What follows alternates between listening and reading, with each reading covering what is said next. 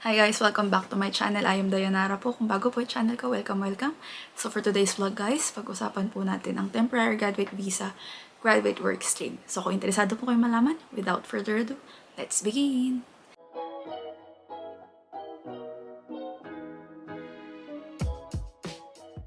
So for today's vlog guys, may nag-comment po dun sa nauna kong video which is about sa Temporary Graduate Visa.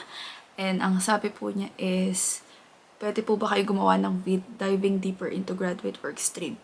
Yung about po sa skills. Pag nag-aral po ba ako ng management, makakakuha po ba ako ng TGV? So that's from Joshua James Sagritalo. So, yun guys. So bago ko po sagutin yung tanong ni Joshua, as usual, disclaimer po muna tayo. Hindi po ako isang registered migration agent or a migration lawyer. So if you're seeking like migration advice, better po na pumunta kayo sa kanila. And I'm just here to encourage you guys to research and answer your simple questions. Lahat po ng isi-share ko dito is nasa Department of Home Affairs website, which ililive ko po sa baba yung link. And so let's begin guys. Ang unang-unang eligibility po is you must be under 50 years of age to be able to apply for a temporary graduate visa, graduate work stream. And ang student visa po kasi is wala siyang age limit guys. Pero kapag nag-apply na kayo ng mga susunod na visa nyo like TGV, kailangan po is below 50 years old kayo. And ang next po is have this visa. You are the main holder of a current student visa. You held a student visa within the past 6 months before your application and now have a bridging A or bridging V granted on the basis of a valid application of a visa. You held a student visa within the past 6 months before your application and you now hold a substantive visa. You are outside Australia or you hold or have held an eligible student visa. And note guys, is to be eligible for this visa, you must have completed your course in the 6 months immediately before you apply for this visa.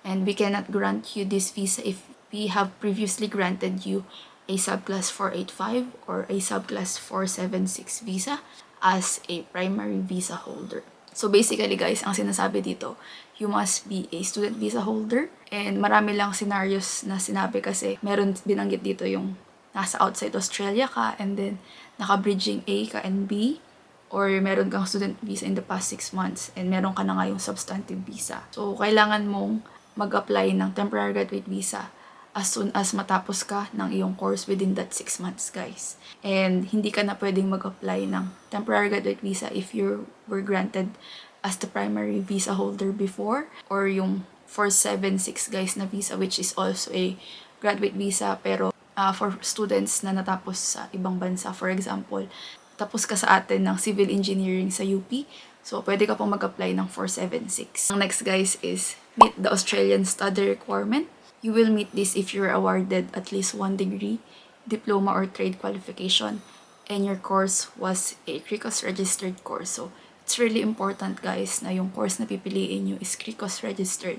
And you successfully completed all course requirements. Siyempre, kailangan tapos ka guys kasi kailangan mong kuhanin yung parang diploma mo. Yun yung proof. And your study was in English. You completed your course as a result of at least 2 academic years or 92-week study. You completed your course in Australia in not less than 16 calendar months. You held an Australian visa that allowed you to study. And ang next guys na eligibility criteria is have skills and qualification that Australia needs. Note guys, this is not required for applications lodged between July 1, 2022 and June 30, 2023.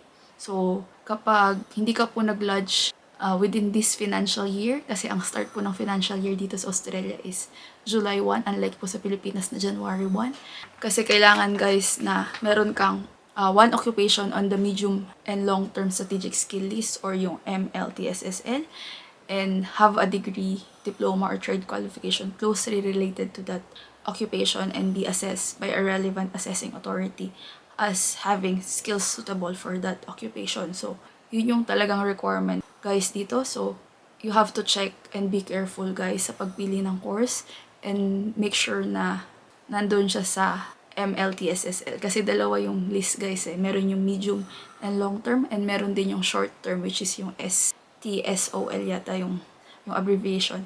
kailangan mo rin ng skill or trade qualification na close dun sa occupation na yun. So, for example, guys, ang course na kukuhanin mo dito is Certificate 3 in Plumbing and a Diploma of Plumbing and Services. And ang nominating skill mo is Air Conditioning and Mechanical Services Plumber. So, pwede yun, guys, na combination. Kasi usually kapag vet course, package course yan, guys. So, meron yung mga Cert 3 and meron ding diploma na kapartner yan para ma-reach yung 2 years na academic requirement. And then, ang mga hindi acceptable, guys, na combination na pag-aaralan is, for example, nag-aral ka ng accounting like me, and ang skill na ina-nominate mo na nasa occupation list is registered nurse. So, ang layo, guys, di ba? Hindi talaga siya swak. So, kailangan talaga related dun sa natapos mo yung skills na i-apply mo. Meron kasi dito iba't ibang skilling authority or yung mga nag-a-assess if yung natapos mo ba is equivalent sa Australian ganyan-ganyan. For example, sa pag-accountants is tatlo yung skilling authority. Andyan yung CPA, andyan yung CA, andyan yung IPA, and ano pa ba? Meron din yung sa mga IT guys, yun yung ACS, and kapag speech pathologist ka, ang skilling authority mo is Speech Pathology Australia. So, marami kasi guys na mga skilling authority. Meron din yung TRA or yung mga trade qualifications yata yung inaano nun. So, meron kasi mga assessing authorities na nagbibigay ng kanilang assessment pero may expiration guys, parang may period. So, kapag nag-expire na yon, kailangan kumuha ng bago. For example, I think yung ACS, nag-expire yung kanilang skills assessment kasi ganun yung sa tito ko. You have to check kung valid pa yung skills assessment mo before you apply kasi baka yun yung maging reason kung bakit hindi mag-grant yung inyong temporary graduate visa.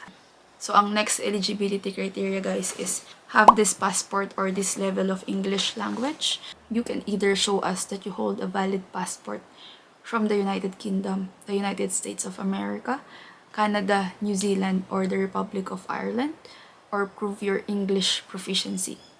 To do this, show us evidence that in the last 3 years, you achieve. So, for IELTS, guys, ang kailangan yung score is overall score of at least 6 with a minimum score of 5 for each of the 4 parts, which is yung listening, writing, speaking, and reading.